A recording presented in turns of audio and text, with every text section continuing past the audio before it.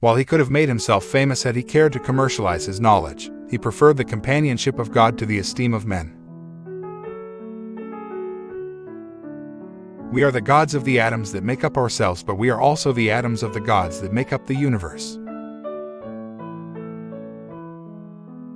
We can only escape from the world by outgrowing the world.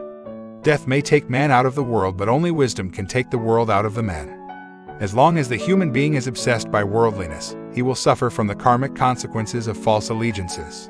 When, however, worldliness is transmuted into spiritual integrity, he is free, even though he still dwells physically among worldly things. God is best defined as the first manifestation of infinite existence, the limitation of limitlessness. Honesty is a jewel of priceless value, and the forces of evil have little power over a life lived true to principle. Symbolism is the language of the mysteries. By symbols, men have ever sought to communicate to each other those thoughts which transcend the limitations of language. To live in the world without becoming aware of the meaning of the world is like wandering about in a great library without touching the books.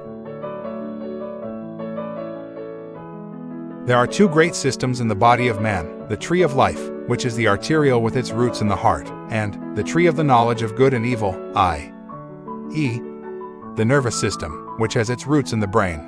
These two trees are physical manifestations of a complicated network of branching energy currents in the aura or superphysical bodies. It has always seemed to me that symbolism should be restored to the structure of world education. The young are no longer invited to seek the hidden truths, dynamic and eternal, locked within the shapes and behavior of living beings. It was apparent that materialism was in complete control of the economic structure, the final objective of which was for the individual to become part of a system providing economic security at the expense of the human soul, mind, and body. There are many levels of life which we cannot see and know, yet which certainly exist. There is a larger world, vast enough to include immortality. Our spiritual natures belong to this larger world. If death is apparently an outward fact, immortality is an inner certainty. Ignorance of ignorance, then, is that self-satisfied state of unawareness in which man, knowing nothing outside the limited area of his physical senses, bumptiously declares there is nothing more to know. Wisdom is a condition of consciousness rather than an attitude of mind.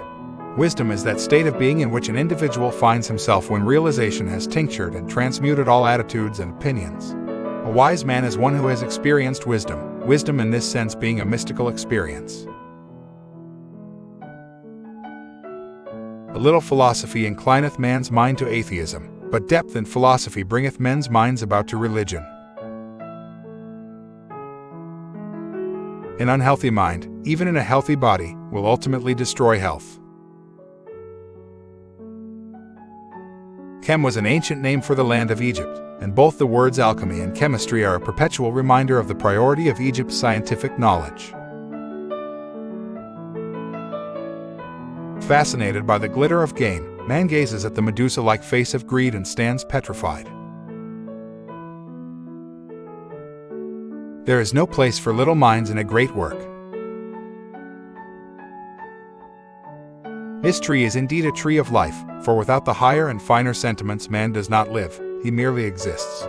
If any branch of that tree does not bear fruit, the Master tells us that it shall be cut off and cast into the fire. It is the duty of all living things to produce some truly constructive labor as recognition of the divine life which is within them. God is most glorified when his children glorify his spirit within themselves. Man's security comes from within himself. The way of heaven can be known and experienced through the heart. Let us watch these mighty ones as they pass silently by. If the Infinite had not desired man to be wise, he would not have bestowed upon him the faculty of knowing. Symbols are oracular forms, mysterious patterns creating vortices in the substances of the invisible world. They wander in darkness seeking light, failing to realize that the light is in the heart of the darkness. The end of science is not to prove a theory, but to improve mankind. It must be shown that self-seeking is out of fashion, and that the world is moving on to a larger conception of living. Love is an experience of consciousness, an experience in the soul of man. It is the exact experience of mathematics, not merely the adding up of your grocery bill or the daily uses that we make of numbers, but the great concept of a universal exactitude, that numbers are an instrument of magic, and by means of them, men can unlock all the wonders of the world.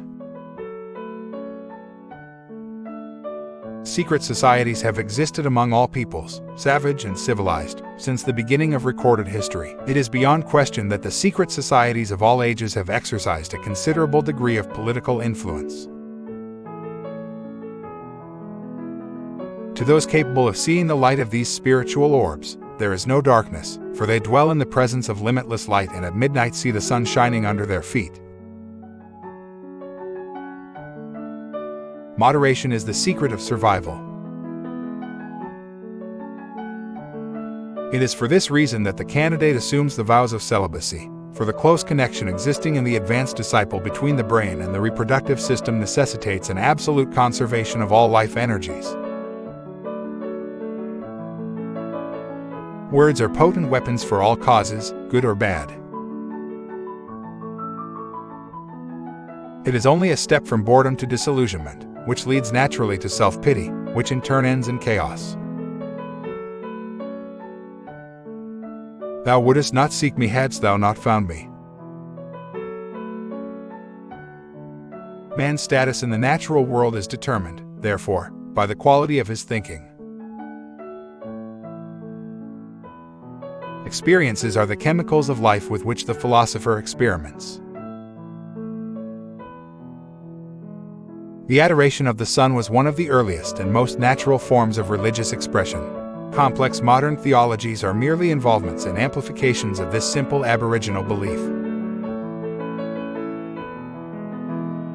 The South Node is karmic and relates to the unfinished business brought forward from the past.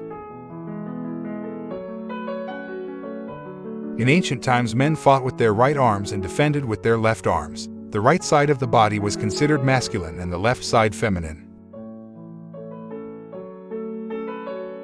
Though the modern world may know a million secrets, the ancient world knew one, and that was greater than the million. For the million secrets breed death, disaster, sorrow, selfishness, lust, and avarice. But the one secret confers life, light, and truth. Suicide thwarts the plan of the entity which sends out the personality. Fortunately, the entity is far beyond the reach of man's destructive tendencies, which, according to San Juan, is the mystery of the great alchemistical transmutation, the attainment of the true stability of the psychic life. Without this internal stability, all other labor is in vain. Briefly stated, the true purpose of ancient philosophy was to discover a method whereby development of the rational nature could be accelerated instead of awaiting the slower processes of nature. People are eternally trying to walk out of difficulties, instead of trying to work out of them. Thank you for watching. Which Manly P. Hall quote did you like the most? Let me know in the comments.